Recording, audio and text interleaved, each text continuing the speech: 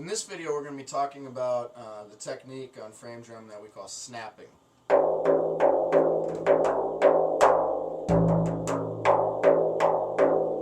And it's called snapping because it's very much like snapping your fingers, but it's different.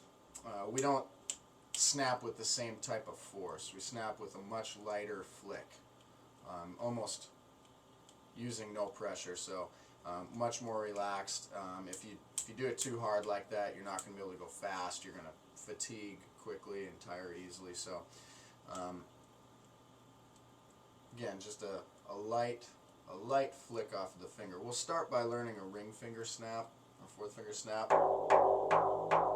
And what the snapping actually does is give you a bunch of momentum. If you're familiar with how a piano works, the hammer comes up and then it kind of at the last second it kicks it and gives it a much more momentum.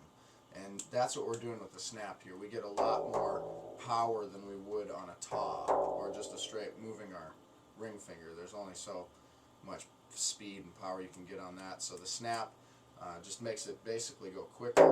It's kind of a little catapult for your finger. So the desired sound of the snap is probably of the highest pitches that you're going to get on any stroke on a frame drum, and it's higher than a taw and a caw. Remember, taw, caw, taw, caw. Snap gets a much higher harmonic out of the drum. But it's performed like taw or caw in the sense of where you actually hit the drum, and where you really want to be hitting the drum for the snap is on the actual rim of the drum. If you hit the drum on the actual head on a snap, you're going to get that lower fundamental sound of the frame drum coming back in, that doom sound, like this, with a little bit more attack than a doom would have. So that's useful as well, and I use that. But right away you want to focus on getting the high pitch one. So to do that, again, you're gonna hit the drum right on the rim, and a tiny bit of variance in speed of your stroke or variance in where you hit on the edge of the rim, because you can actually move your finger around and hit on different portions of the rim. It's going to activate a different harmonic in the frame drum, and you're going to get a different sound. So the tricky part right away is just getting the actual motion and getting the snap and having your finger end up in the right place after the snap. Snapping is one of the harder techniques on frame drum. People usually don't get it right away, so be patient and just work on it. It takes a while to develop the control. But to start out, you just want to do slow snaps.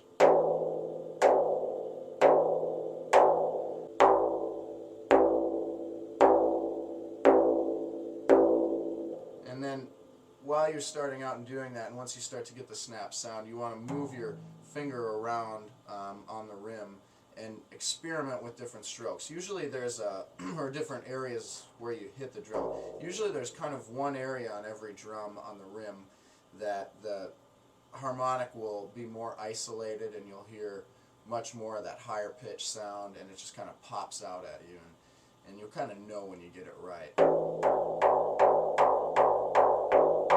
And so go ahead and move around on the drum and find just the right spot there. And then once you find it, repeat it over and over and over and try to make it sound the same over and over and over, and work on your consistency in that tone.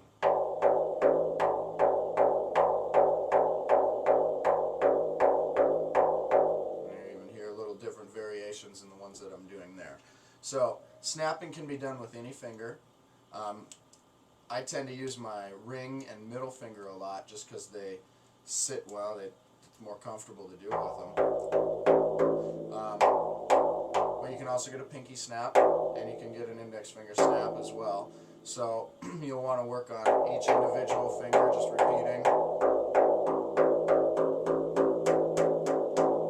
And then you want to work on alternating, so pinky, ring, and middle, so on.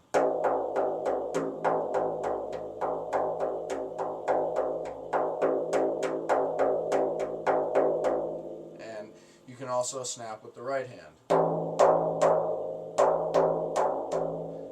I don't do a lot of snapping with the right hand personally in my performance, but I do a ton of snapping with the left hand.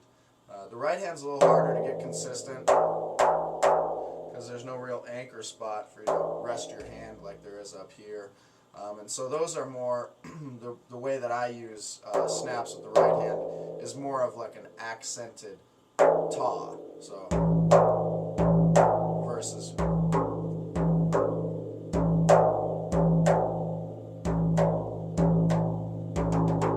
so a couple little exercises for snapping on the drum is just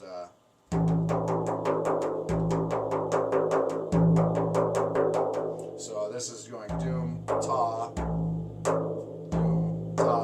on the right hand, and then a diff alternating between each finger snapping in between the doom and the ta.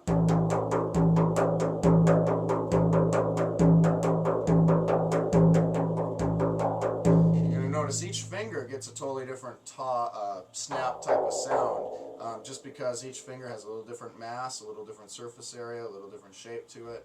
And so each finger kind of has its unique snap sound. So with all 4 fingers, you can get, essentially 8 different snap sounds. And so, especially the pinky one can really get a different sound. So any combination that you can think of to work on these, if this was 1, 2, 3, 4, you go 1, 3, 1, 3, 2, 4, 2, 4, 1, 3, 1, 3, or you could do 1, 2, 3, 2, 3, 4. Any combination of 1, 2, 3, 4. Be creative with that and make up your own exercises just to work on different things there. So that's essentially the snapping technique.